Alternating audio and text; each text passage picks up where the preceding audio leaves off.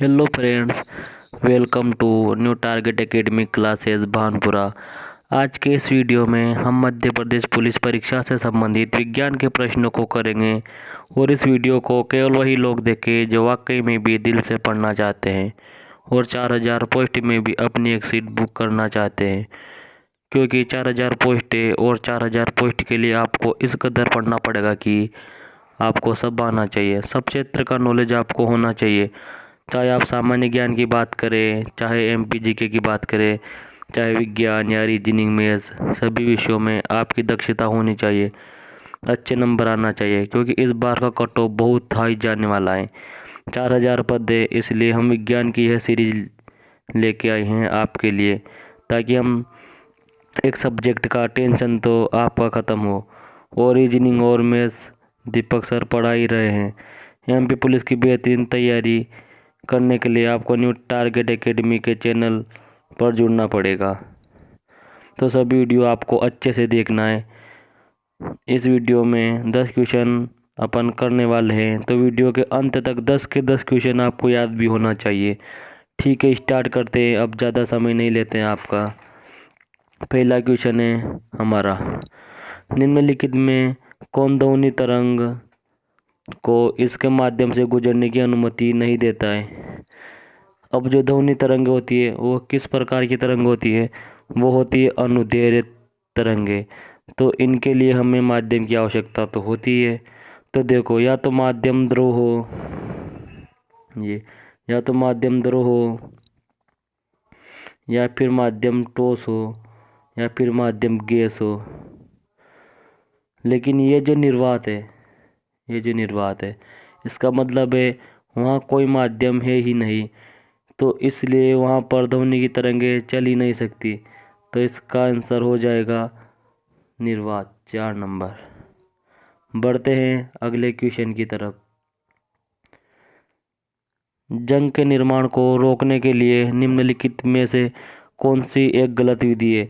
देखो, जंग लगाए तो जंग को लगने से रोकने के लिए हम क्या करते हैं?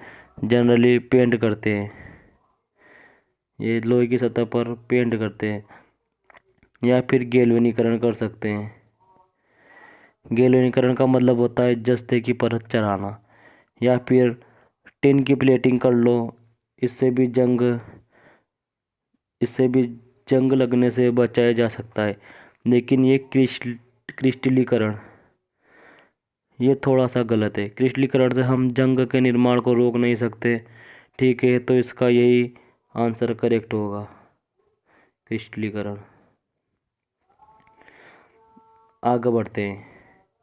वायुमंडल में मौजूद जलवाष्प की मात्रा है। वायुमंडल में मौजूद जो जलवाष्प है, तो उसकी मात्रा को हम आर्द्रता कहते हैं, ह्यूमिडिटी बोलेंगे। आगे बढ़ते हैं। ऐसे पदार्थ जो आंशिक रूप से प्रकाश को अपने माध्यम से गुजरने देते हैं, उन्हें क्या कहते हैं? तो देखो, अपने पास 3-4 टाइप के पदार्थ होते हैं। एक पदार्थ तो होता है पारदर्शी। पारदर्शी मतलब आर पार देखा जा सकता है। तो प्रकाश को गुजरने दिया और हम आर पार देख सकते हैं। तो प्रकाश गुजरेगा जब भी हम उधर का भी देख सकेंगे। यदि प्रकाश नहीं जा रहा है और उधर का नहीं दिख रहा है, तो इसको बोलेंगे अपारदर्शी। और पारभासी एक माध्यम होता है जिसमें प्रकाश तो जाता है पर उधर का साइड का स्पष्ट रूप से नहीं दिखता है। इसमें प्रकाश आंशिक रूप से गुजरता है। तो ये 3 प्रकार के हमारे पदार्थ होते हैं, तो इसका आंसर हो जाएगा पारभासी। ठीक है, बढ़ते हैं अगले क्वेश्चन की तरफ। एक लाल लिटमस नीला हो जाता है जब किसके साथ अभिक्रिया करता है? तो इसमें आपको याद रखना है, लाल लिटमस नीला कब होगा? जब हम क्षार के साथ अभिक्रिया करेंगे। और अम्ल क्या करते हैं? अम्ल नीले को लाल में बदलते हैं। देखिए छठा क्वेश्चन। एक वाहन द्वारा तय की गई दूरी को मापने के लिए प्रयुक्त होने वाले उपकरण का नाम बताएं। तो देखो, 2 प्रकार के जो मीटर लगा रहता है आगे हमारी गाड़ी में, दो प्रकार की रीडिंग बताता है। एक तो बताएगा स्पीड वाला, ये जो रहता है ये स्पीड वाली रीडिंग बताएगा, और एक जो रहता है ये बीच में रहता है यहाँ पर, ये जो किलोमीटर बताता है बीच में, तो उसको बोलते हैं हम ओडोमीटर। ये हमारे वाहन के द्वारा तय की गई दूरी बताता है, तो इसका आंसर होगा ओडोमीटर। अगर वह पूछता है स्पीड के बारे में, तो स्पीड जो बताता है उसको बोलेंगे स्पीडोमीटर। नेक्स्ट क्वेश्चन की तरफ बढ़ते हैं। एक खोखले गोले को दो बराबर भागों में काटा जाता है। यदि आंतरिक सतह अत्यधिक चिकनी हो, ये गोला है, इसको दो बराबर भागों में काट दिया। यदि आंतरिक सतह अत्यधिक चिकनी हो, ये वाली जो सतह है अत्यधिक चिकनी हो, तो ये किस के रूप में कार्य करेगी। अब देखो इसमें क्या बोला है, उसने एक खोखला गोला उसको दो बराबर भागों में काटने की बोला है। अब प्रश्न के अनुसार यदि आंतरिक सतह अत्यधिक चिकनी हो, मतलब कि दर्पण के बाहर का भाग, उठे हुए भाग को पेंट कर दिया जाए, ये उठा हुआ भाग इसको अगर अपन पेंट कर देंगे तो ये अंदर की सतह चिकनी हो जाएगी, जिसमें अपन अपना मुंह भी देख सकते हैं, तो यह दर्पण हो जाएगा अवतल दर्पण।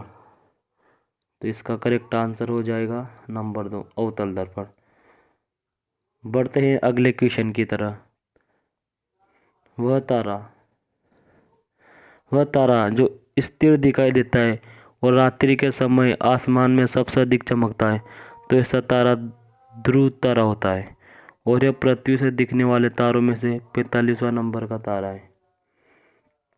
ये जो पृथ्वी से जितने भी तारे दिखते हैं उसमें से सबसे अधिक चमकने वाला तारा ध्रुव तारा होता है, और यह 45वें नंबर का तारा होता है।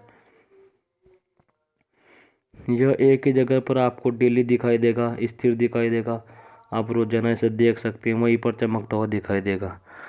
पृथ्वी से लगभग इसकी दूरी पूछे तो 434 प्रकाश वर्ष से दूर है। अगर इसकी दूरी पूछे पृथ्वी से 434 प्रकाश वर्ष से दूर है। तो बच्चा ये क्या चीज़ है प्रकाश वर्ष? प्रकाश वर्ष क्या होता है, यह क्वेश्चन भी आता है। प्रकाश वर्ष से खगोलीय दूरी नापते हैं। प्रकाश वर्ष खगोलीय दूरी का मात्रक है। बढ़ते हैं अगले क्वेश्चन की तरफ। वह सूक्ष्म जीव जो कि एक जैविक नाइट्रोजन फिक्सर है, तो ये डायरेक्ट क्वेश्चन है, आपको याद रखना है। नीलहरे शैवाल। वह सूक्ष्म जीव जो कि एक जैविक नाइट्रोजन फिक्सर है, तो इसमें आंसर आ जाएगा नीलहरे शैवाल। ये नीलहरे शैवाल नंबर 2 आंसर इसका सही होगा। नीलहरे शैवाल सूक्ष्म जीव है जो कि नाइट्रोजन फिक्सर कहे जाते हैं। यह प्रकाश संश्लेषण से ऊर्जा प्रदान करता है। बढ़ते हैं अगले क्वेश्चन की तरफ। विटामिन डी किसके अवशोषण के लिए महत्वपूर्ण होता है? तो आपको याद रखना इम्पोर्टेंट क्वेश्चन है ये भी, कि विटामिन डी किसके अवशोषण के लिए महत्वपूर्ण होता है? तो यह कैल्शियम के अवशोषण के लिए महत्वपूर्ण होता है। इसका आंसर हो जाएगा नंबर 3 कैल्शियम। कैल्शियम का परमाणु क्रमांक होता है 20, और यह एक क्षारीय मृदा धातु है। यदि मात्रा की बात करें तो 5वां स्थान है। कैल्शियम का सबसे ज़्यादा मात्रा में 5 स्थान पर पाया जाता है।